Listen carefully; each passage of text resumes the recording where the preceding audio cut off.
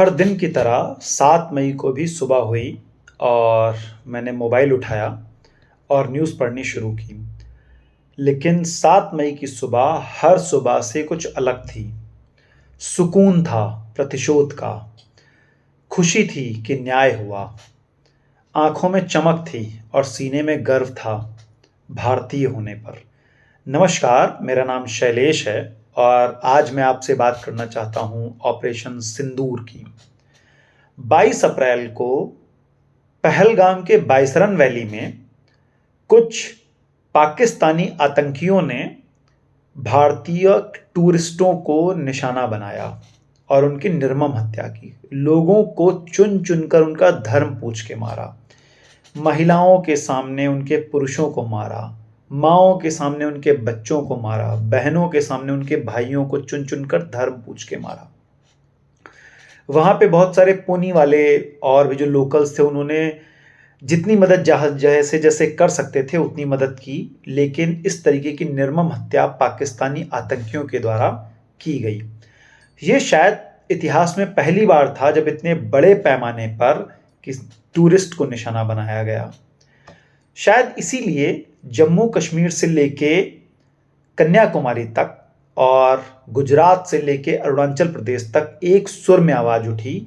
सभी opposition parties ने, जितनी भी पार्टियां, इन सब ने एक खुल के सरकार का साथ दिया और सरकार को बोला कि आप जल्द से जल्द कार्यवाही करें, हम आपकी हर कार्यवाही में आपके साथ हैं। और आवाज उठी कि पाकिस्तान को जवाब देना बहुत ज़रूरी है। डिप्लोमेटिक तरीके से जवाब दिए गए, भारतीय सरकार ने देने शुरू किए, जैसे कि सिंधु जल समझौता, सिंधु नदी पे जो उसका जल समझौता है उसको स्थगित किया। मतलब अब भारत जो सरकार है वो भारत में डैम बना सकती है, बहुत सारी चीज़ें कर सकती है। ये सिंधु जल संधि समझौता को स्थगित किया गया। लेकिन 6 मई की रात और 7 मई की सुबह 1 AM से 2 AM के बीच में भारतीय सेना ने पाकिस्तान ऑक्युपाइड कश्मीर और पाकिस्तान में एक एक करके 9 मिसाइलें दागी और आतंकियों के ठिकाने, जहां पे उनके लॉन्च पैड थे, जो उनके ट्रेनिंग सेंटर्स थे, जहां पे आतंकी रहते थे, एक एक करके नेस्ता नाबूद कर दिए। एक आतंकी है मसूद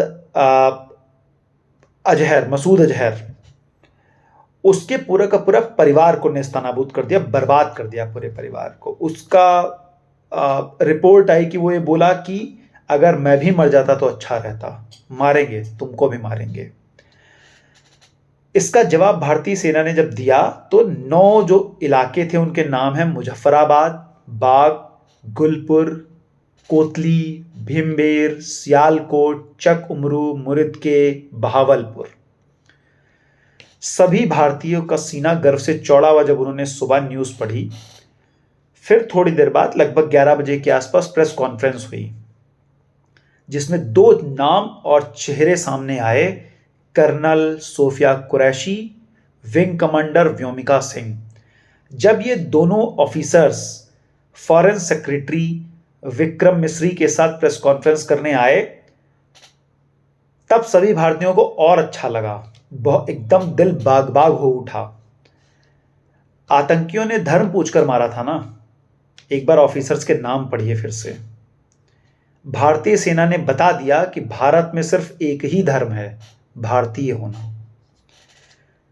आतंकियों ने महिलाओं के सामने उनके पुरुषों को मारा था, है ना, उनका सिंदूर उजाड़ा था। 2 लेडी ऑफिसर्स ने, नाम पढ़िए ऑफिसर्स के, 2 लेडी ऑफिसर्स ने पूरे ऑपरेशन को लीड किया और नाम दिया ऑपरेशन सिंदूर। लोगों को बताया, पाकिस्तान स्टेट को बताया कि इतनी आसानी से नहीं छोड़ेंगे। जब पाकिस्तानी आतंकियों ने पहलगाम पे हमला किया तो उनका एक मकसद और था, इसीलिए उन्होंने धर्म पूछ के मारा, धर्म को उजागर किया, क्योंकि उन्हें पता है कि भारत में हिंदू ज़्यादा रहते हैं, तो हिंदुओं को एकजुट हो जाएं और वो मुस्लिमों के अगेंस्ट काम करें और वो मुस्लिमों को कॉर्नर करें, जिससे कि भारत के अंदर पाकिस्तान कुछ कुछ करके और इंटरनल लोगों को और जगा सके और उनको बहला फुसला सके। कुछ ट्विटर हैंडल्स ने भी इस तरीके के काम करने शुरू किए।